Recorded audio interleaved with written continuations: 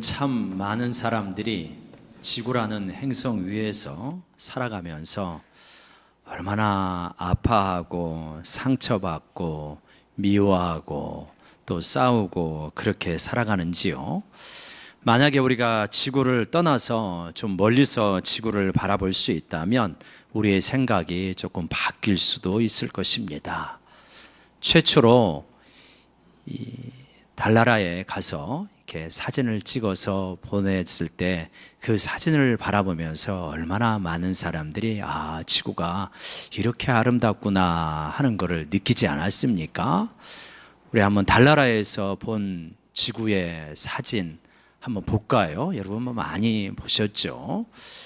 그래서 이렇게 달나라에서 지구를 볼 때 푸른 빛이 도는 저 아름다운 지구 위에서 우리들이 살고 있구나.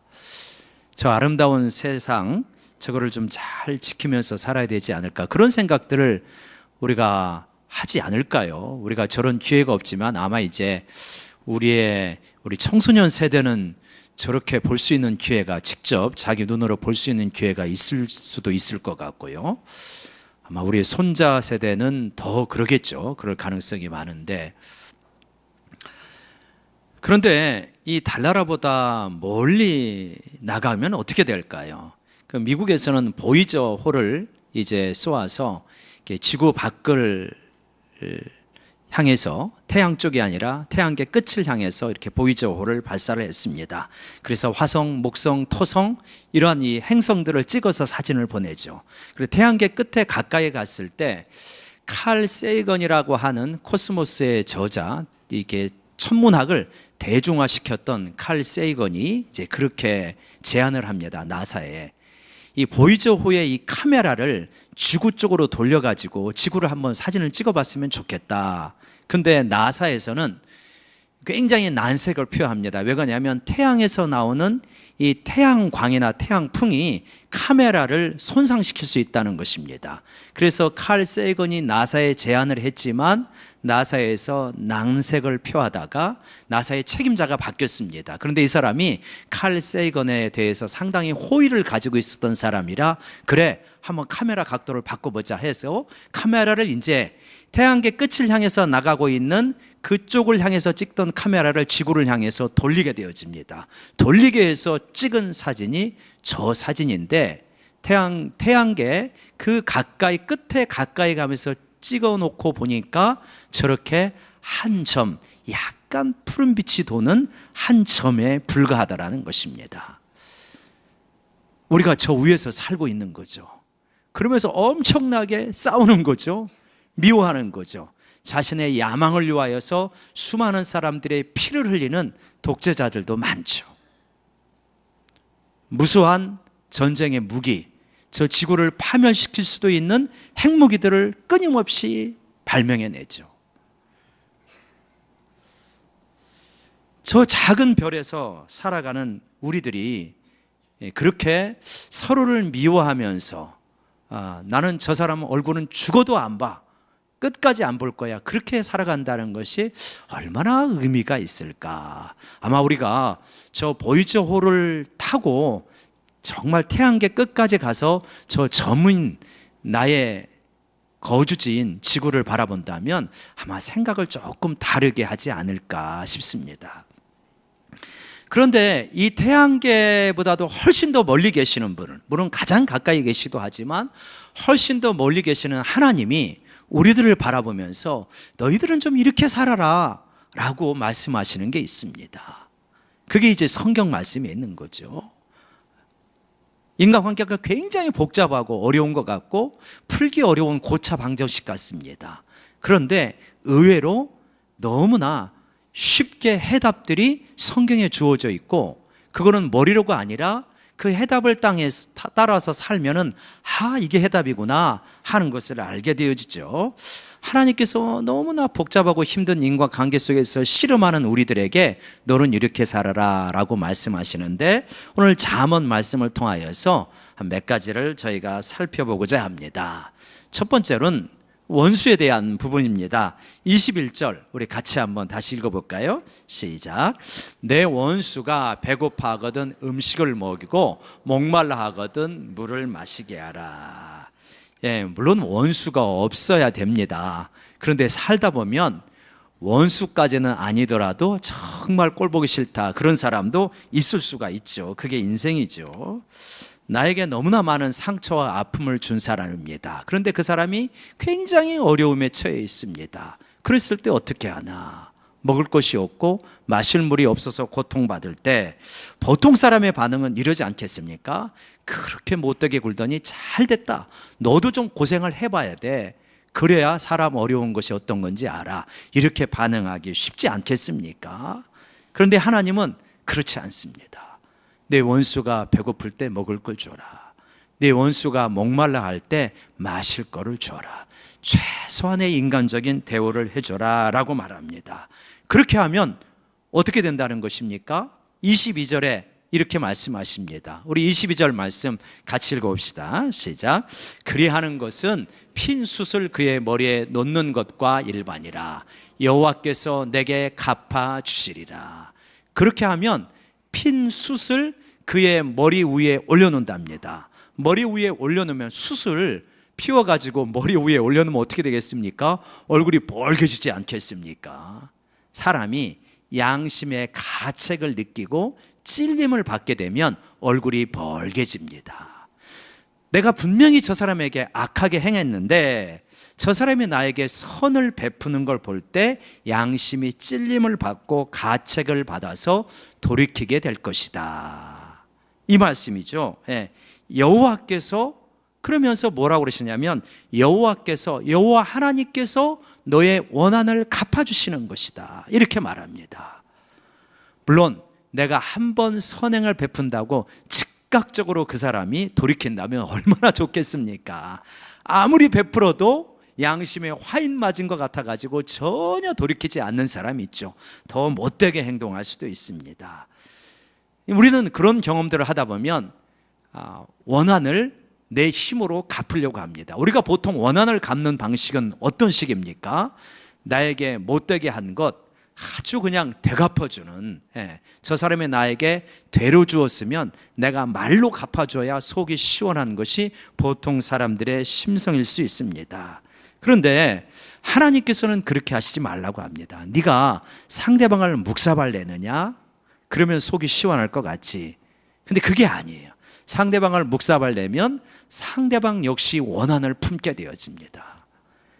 그래서 악순환이 이루어지는 거죠. 하나님의 방식은 뭐냐면 너에게 원한을 끼친 사람이라 할지라도 그를 선대해라. 그러면 내가 너의 원한을 갚아주겠다. 그러니까 하나님께서 가장 좋은 방식은 그 사람이 깨우치고 그러면서 서로가 윈윈해가는 방식이 가장 좋은 것 같아요.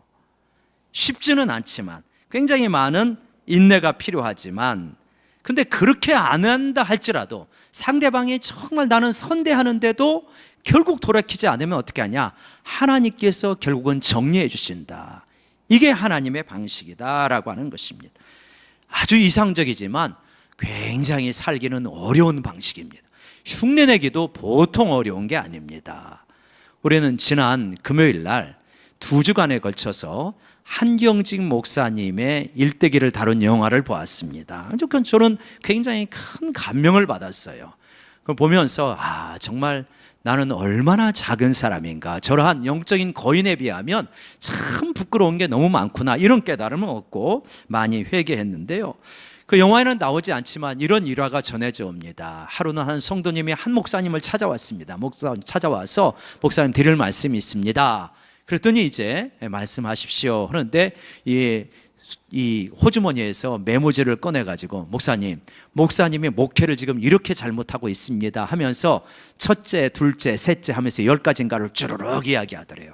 한경림 목사님은 한국에서 가장 목회를 잘하는 분 가운데 한 분인데 그러면서 10가지를 쭉 이야기하니까 한 목사님이 다 들으시고 나서 성도님 잘 들었습니다. 고맙습니다. 사실은 그거보다 더 잘못하는 게 많은데 그것만 지적해서 고맙습니다. 이렇게 이야기했다고 그래요. 그랬더니 그분이 입을 다물고 돌아갔더래요. 이 정도 되면 진짜 큰 그릇이죠. 근데 우리는 보통 그러지 못하잖아요. 누가 나에게 당신 잘못하는 것이 이거야 그러면은 보통은 속에서 먼저 열부터 확 나지 않습니까?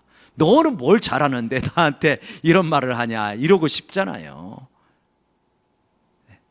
이게 쉽지는 않지만 우리 하나님께서는 이 길을 가라고 하고 이 길을 가는 사람도 소수이지만 있습니다. 그렇다면 저희들이 좀 훈련하면서 이런 길을 가야 되지 않겠는가. 근데 우리가 보통은 이렇게 잘 반응을 못해요. 왜 이렇게 반응을 못할까? 누군가 나에게 부정적인 피드백을 주거나 너 잘못하고 있다거나 그럴 때, 혹은 이제 뒤에 나오는 다투는 여인도 그렇고요. 왜 그럴까? 여러 가지 원인이 있는데 상당히 우리가 이러한 어떤 것들을 풀어가는 중요한 열쇠 중에 하나가 하나님 앞에서 내가 누구인지를 잘 깨닫지 못하고 자신을 충분하게 존중하지 못하기 때문에 그런 것 같습니다. 내 안에 에너지가 별로 없어요.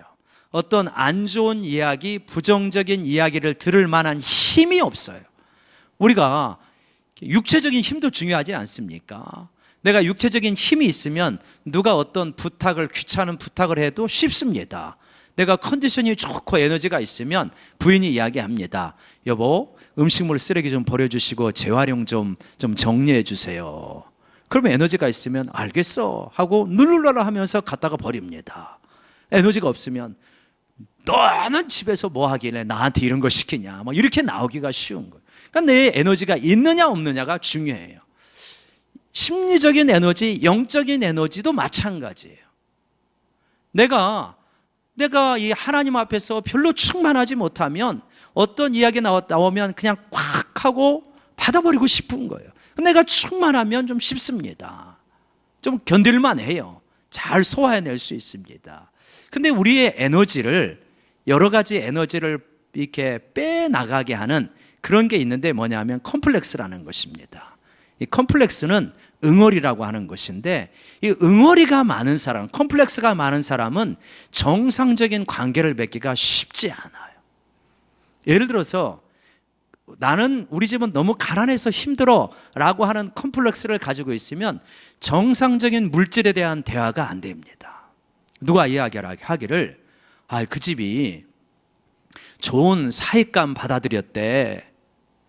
그러면 컴플렉스가 없으면, 그래서 어떤 좋은 사익감인데 아이고 직장도 좋고 연봉도 5천이 넘고 젊은 사람이 벌써 아파트도 준비했고 차도 외제차대. 그러면 정상적이면 아이고 하나님 복 주셨네. 컴플렉스가 많으면 사람이 그거 가지고 알 수 있어. 속을 봐야지. 있는 놈 치고 바람 안 피는 놈 없더라. 이렇게 반응을 하는 거예요. 왜 그런 겁니까? 왜 그런 거예요? 내 안에 콤플렉스가 지금 작동을 하는 거예요. 정상적으로 반응을 못해요. 사람이 콤플렉스가 없는 사람은 없습니다, 여러분. 그래서 내가 하나님 안에서 내가 어떤 사람인지, 나에게 어떤 컴플렉스가 있는지를 좀 잘 살펴보아요. 열등감은 컴플렉스의 한 종류예요. 그러니까 여러분, 이 컴플렉스가 많으면 정상적인 관계를 맺기가 어렵고 정상적인 반응을 하기가 쉽지 않아요. 어떻습니까? 나는 어떠한 컴플렉스가 있는가 하는 것을 우리가 잠언 말씀을 살피면서 한번 좀 잘 정리를 해보셨으면 좋겠습니다. 그렇게 되었을 때 내가 어떤 약점이 있는지를 알고 조금 나의 반응을 절제할 수가 있는 거죠. 나는 이런 부분에 약하구나. 나는 물질에 약하구나. 나는 외모에 약하구나. 나는 어떤 이러한 사회적 지위에 약하구나. 나는 지식 부분에 약하구나. 이런 걸 내가 조심해야 되겠구나 하는 걸 알 수가 있죠. 24절에는 다투는 여인의 이야기가 나옵니다. 이 다투는 여인도 아마 상당히 많은 컴플렉스를 가지고 힘겨워할 것입니다.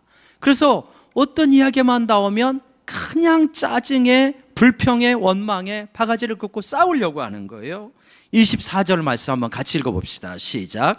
다투는 여인과 함께 큰 집에서 사는 것보다 운막에서 혼자 사는 것이 나으니라. 이 사람은 속에 분노가 많은 것 같습니다. 짜증이 가득합니다. 불행하게도 이런 사람과 결혼을 한 거예요. 그러니까 늘 바가지를 긁으니까 가정생활이 지옥 같습니다. 그런데도 이 여인은 큰 부자였던 것 같아요. 그러니까 큰 집에서 살아요. 그런데 이렇게 큰 집에서 늘 싸우면서 사는 것보다 차라리 어떻게 하라? 운막에 가서 혼자 사는 것이 낫다. 물질적인 편안함보다는 마음의 평화가 그렇게 중요한 것이다 이야기하고 계시는 거죠. 여러분, 이런 이야기 들어보셨죠? 어떤 아버지하고 어머니가 있는데 아들이 장가를 갔습니다. 그리고 이제 며느리를 데리고 왔어요. 근데 어머니가 늘 이렇게 히스테릭하고 신경질과 짜증이 많은 사람입니다. 그날도 밥을 먹고 다과를 하다가 또 어머니의 그 전형적인 반응이 나타나는 거예요. 그러니까 아들이 참 불편한 거예요. 아내를 데리고 와서 자기 집의 좋은 모습을 보여주고 싶은데 어머니가 짜증스럽게 신경질적으로 반응을 하니까 아들이 자기도 모르게 화를 벌컥 냈습니다. 엄마는 왜 매사에 그런 식으로 말을 하고 반응을 하냐. 그러니까 아버지가 화를 뻘럭 냅니다. 이 아이놈의 자식아, 너는 어쩌다가 와서 보지만 나는 맨날 견디고 있는데 왜 네가 나 앞에서 화를 내냐. 참 견디기 힘든 거죠, 이 아버지. 여러분, 이렇게 되어졌을 때 어떻게 하라고 그러시냐면 조금 멀리 떨어져서 살아라 라고 말하는 것입니다. 당연히 우리 그리스도인들은 화해와 일치에 힘을 써야 되겠죠. 근데 어떤 경우는 아무리 애를 써도 안 되는 경우가 있을 수 있는 거예요. 그럴 경우 조금 멀리 떨어져서 살아라 라고 하는 것입니다. 아마 경기가 지금 끝났는지 하는지 모르겠습니다. 오늘 뭐 세계의 대결이 있지 않습니까? 메이워더하고 맥그리거하고 선수하고 뭐 이렇게 지금 뭐 세계의 대결이라고 그거를 한다 그래요. 근데 권투를 보면 좋은 권투 선수는 거리 감각이 좋습니다. 아주 그냥 한 1cm 차이로 상대방의 강펀치를 피하잖아요. 1cm만 뒤로 물러가면 1cm 앞으로 가면은 그거 맞고 그냥 다운될 수 있는데 그 거리 감각이, 공간 감각이 기가 막히지 않습니까? 인간관계도 마찬가지다. 공간 감각, 거리 감각이 좋아야 됩니다. 들어갈 때와 나올 때, 떨어져 있을 때와 가까이 있을 때를 잘 분별하는 거죠. 성숙한 사람들을 관찰해 보니까 그래요. 거리 감각이 좋아요. 가까이 있을 사람, 마음을 완전히 줄 사람, 적절하게 줄 사람, 부분적으로 줄 사람, 이 거리 감각을 갖는 거예요. 미숙하고 상처를 수시로 너무 자주 받는 사람은 어떤 사람이냐면 거리 감각이 없어요. 들어가지 않아야 될 때 들어가고 가까이 가지 않아야 될 때 가까이 가가지고 얻어 터질 수가 있는 것입니다. 진짜 어리석은 사람은 뭐냐면 감당도 못할 사람을 내가 감당해서 사람 만들어 보겠다고 한번 이렇게 결혼까지 하는 사람은 진짜 어리석은 사람이죠. 거리 감각이 굉장히 중요합니다. 인간관계의 거리 감각이. 근데 네가 도저히 감당을 못하겠다 하면 차라리 좀 멀리 떨어져 살아라. 지금 그렇게 말씀하시는 거예요. 야, 그러니까 우리 부부 사이 안 좋으니까 이제부터 멀리 떨어져 살자. 이렇게 또 단순하게 적용하면 안 됩니다. 최대한 애를 써야 되는 거죠. 인간관계라는 건 굉장히 단순하지 않다는 것을 미련한 사람과의 대화를 통해서 말씀하십니다. 멀리 떨어져 살아야 되지만 견디면서 살아야 되는 것도 있는 거예요. 지금 여기서는 그런 말을 하지만 우리 26장에 잠언 26장과 잠언 26장의 4절과 5절 말씀이 바로 그러한 것을 말하고 있습니다. 인간관계는 한 면으로만 말하기 어렵다. 이런 면도 있고 저런 면도 있다는 거예요. 26장 4절과 5절 말씀을 우리 같이 한번 읽어볼까요? 시작. 미련한 자의 어리석은 것 따라 대답하지 말라. 두렵건대 너도 그와 같을까 하노라. 5절입니다. 미련한 자에게는 그의 어리석음을 따라 대답하라. 두렵건대 그가 스스로 지혜롭게 여길까 하노라. 예, 언뜻 보면은 이게 뭐야?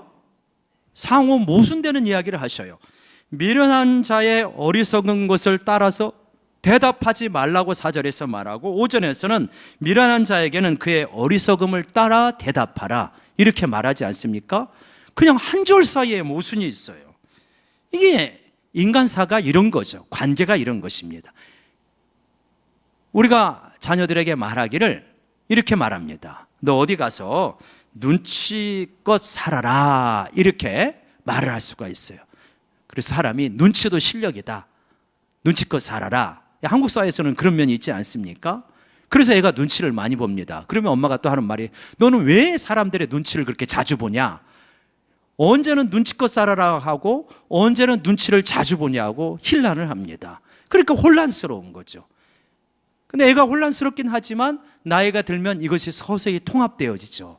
아, 여기서는 눈치껏 살아야 되고 여기서는 눈치를 보면 안 되는 데구나, 이런 면이 있지 않습니까? 미련한 사람을 대할 때도 마찬가지라는 것. 어떨 때는 미련한 자의 어리석은 것을 따라서 대답하지 말라는 것입니다. 미련한 주장을 하고 있는데 그걸 부득부득 싸우지 말라는 거예요. 한번 이런 말씀을 드린 적이 있죠. 지혜로운 원님 이야기.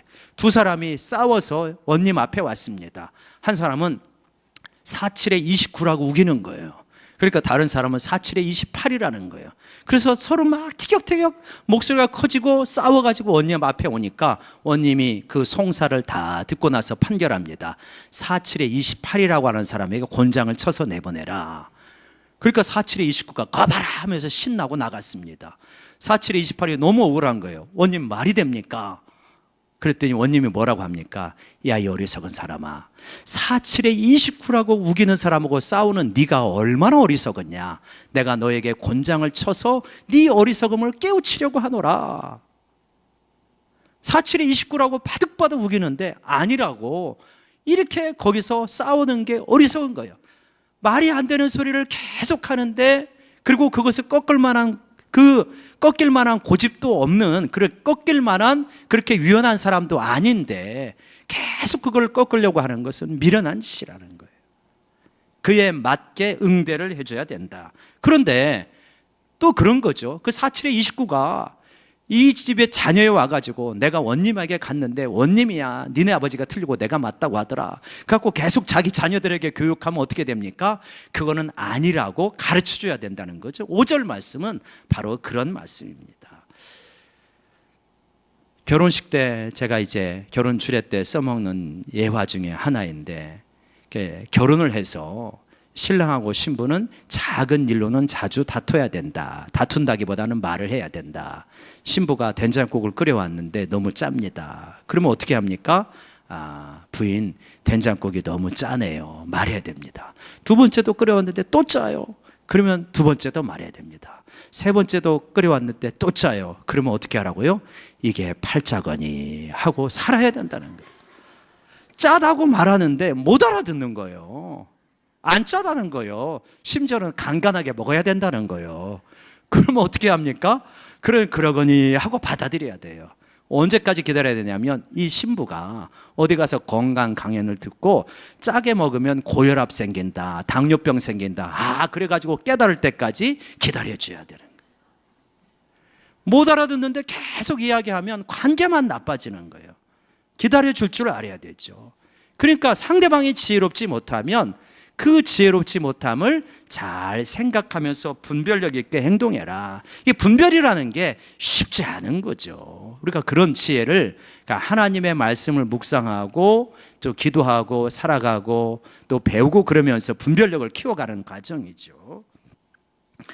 이제 26장 뒷부분에 보면 게으른 사람에 대한 이야기가 나옵니다. 한번 게으른 사람 이야기 보십시다. 13절 말씀, 26장 13절 말씀 한번 같이 읽어볼까요? 시작.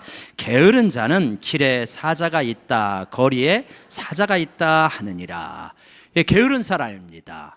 그래갖고 길가에 사자가 있다고 안 나가는 거예요. 왜 안 나가요? 나가서 일해야죠. 사자가 언제 나왔을지 몰라. 이웃 마을에 사자가 나왔다는 소문이 있어. 그래갖고 안 나가는 겁니다. 물론 진짜 어쩌다가 거리에 사자가 풀려질 수도 있죠. 그렇지만 진짜 드문 일이죠. 근데 안 나가는 것입니다. 여러분, 이런 사람이 게으르고 그런 것 같지만 상당히 우리 가운데 많은 사람이 이렇게 살 수 있습니다. 그거 위험해. 그렇게 하다 실패할지 몰라. 그렇게 하다가 상처받을지 몰라. 그러니까 시도 안 할 거야.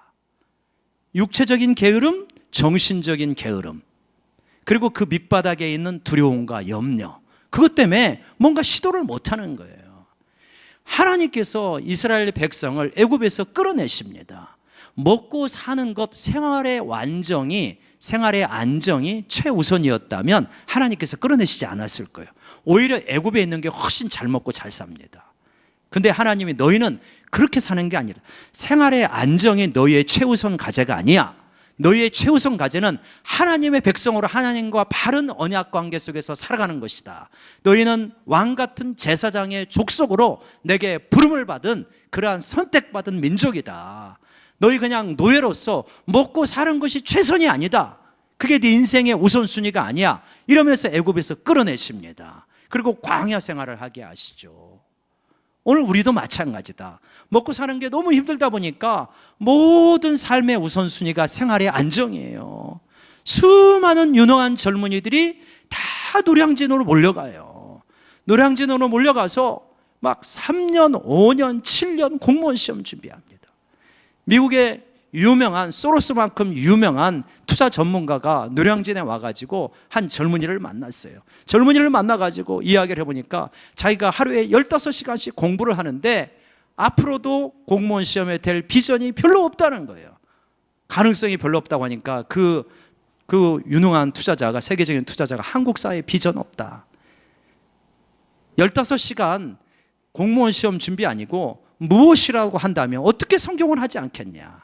기자가 되든, 네가 유능하다 하면 기자가 되든 아니면 다른 일을 하든 하루에 젊은이가 15시간씩 일해서 안 될 게 뭐가 있겠냐. 그런데 왜 이렇게 유능한 젊은이들이 그 고시촌에 그 노량진에서 그렇게 박혀가지고 다 공무원 시험 준비하냐. 한국 사회가 별로 비전이 없다는 거예요.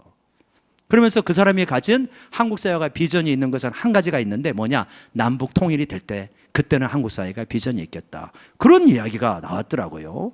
가슴이 답답하더라고요. 그 수많은 유능한 젊은이를 한때는 신림동 고시촌으로, 이제는 노량진 고시원으로 몰아낸 게 기성세대잖아요. 얼마나 힘든가.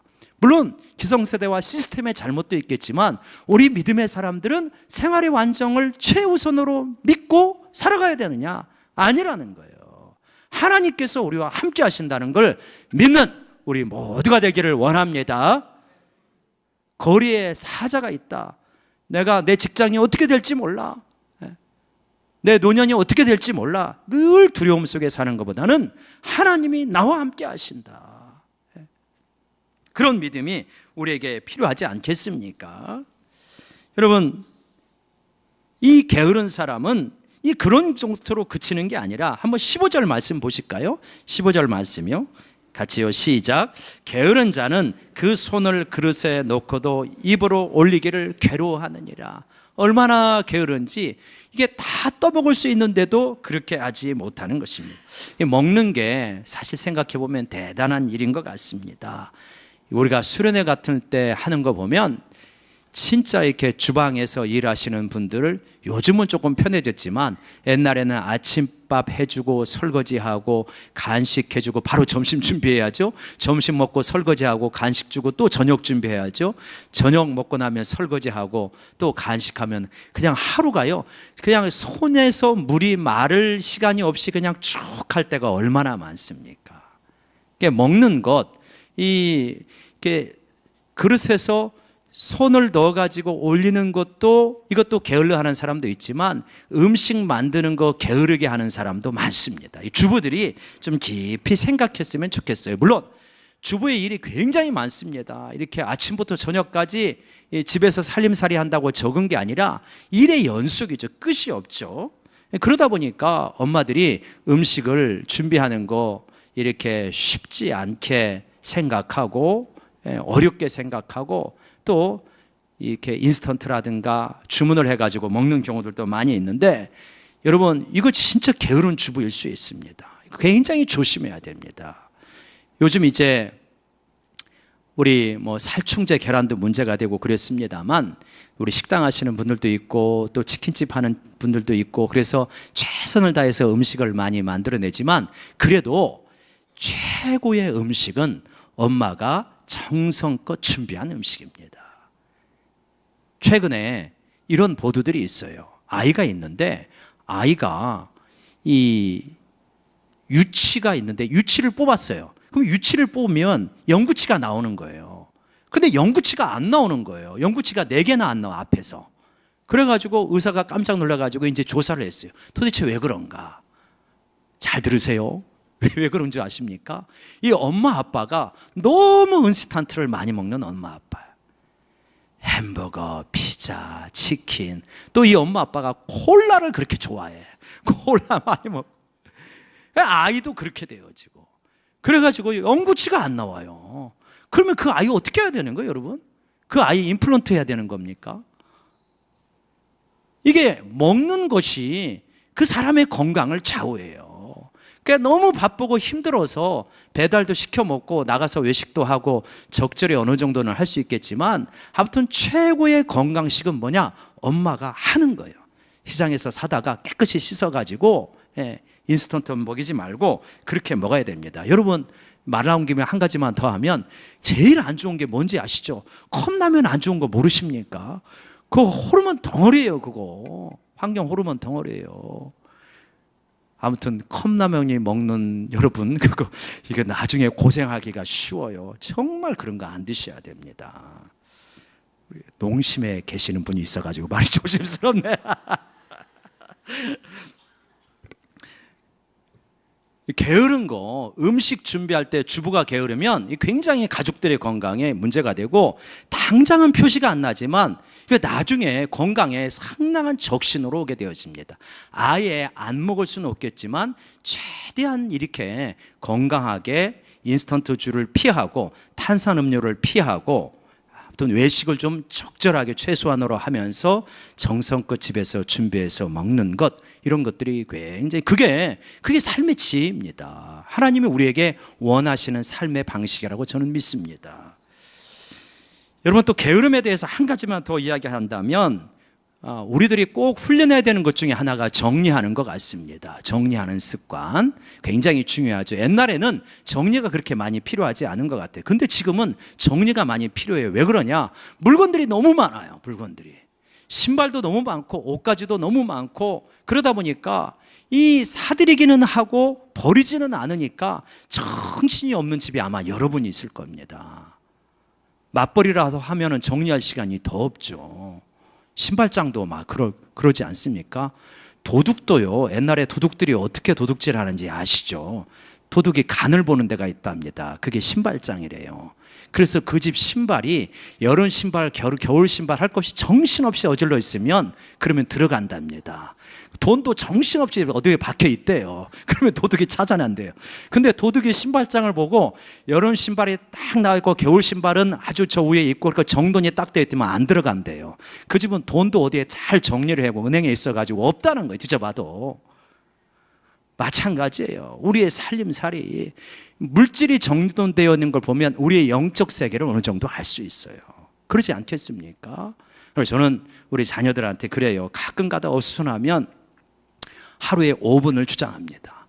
네 방, 그 작은 방 하루에 5분이면 치울 수 있다. 그러지 않습니까? 아이들 방 5분이면 치우잖아요. 근데 그렇게 어지러운 거예요. 이렇게 보니까 남자 방보다 여자 방이 더 지저분해.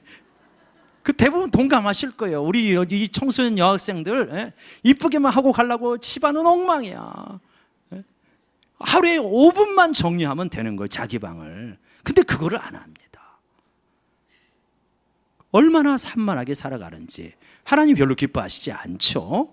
그래서 여러분이 정말 이 컴퓨터 화면도 그렇고 그리고 내 방도 그렇고 옷도 그렇고 신발도 그렇고 기본적으로 정리하는 삶, 이것이 이런 것이 무슨 잔소리냐 그런 것이 아니라 제가 볼 때는 그것이 영적인 삶입니다.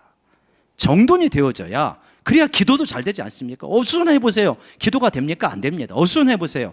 성경이 읽어집니까? 안 읽어집니다. 그렇게 되어 있지 않습니까? 우리는 그렇게 정돈이 안 되는 건 뭐냐면 게으른 삶이다라고 말하는 것입니다. 잠언은 일상의 지혜를 다양한 시각에서 우리에게 보여줍니다. 예수님을 믿는다는 것은 뭐냐? 지혜가 많아진다는 것입니다. 예수님을 믿는데 늘 싸우거나 분란이 많거나 늘 빚지면서 살거나 늘 어렵게 산다면 뭐가 문제가 많이 있는 것입니다. 하나님은 우리의 삶이 물질적으로나 재정적으로나 관계적인 거나 여러 가지 면에서 정돈이 되어 있고 아름답기를 원합니다. 온전하기를 원하시는 거죠. 우리 사랑하는 성도님들께서 잠언 말씀을 잘 묵상하시면서 내 삶이 여러 가지 면에서 아름답고 정돈된, 그래서 하나님 보시기에 아유 내가 네 삶의 중심에 거하기가 기쁘구나, 이렇게 될 수 있는 삶을 살아가는 우리 모두가 되기를 원합니다. 기도하시겠습니다.